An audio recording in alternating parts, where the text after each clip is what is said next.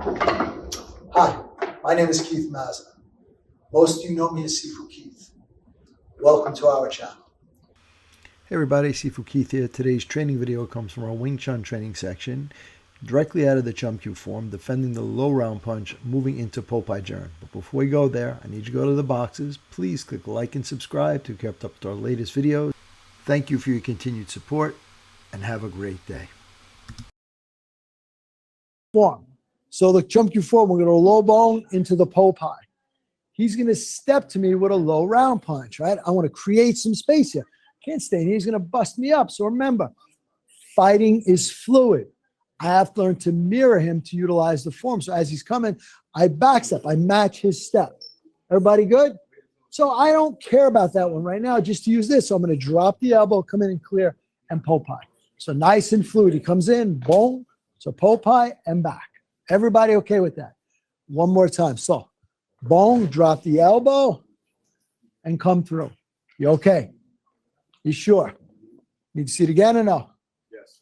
Okay, again. Please. Boom. Good. Through and in. Okay? So you could T-step, or I can just what? I can release step from here and move him back. Doesn't matter. You okay? Either way, I prefer creating that space from here to move my way back and through. All right? So again, my space from here, move my way back and through. And we'll deal with that in a second. Yeah.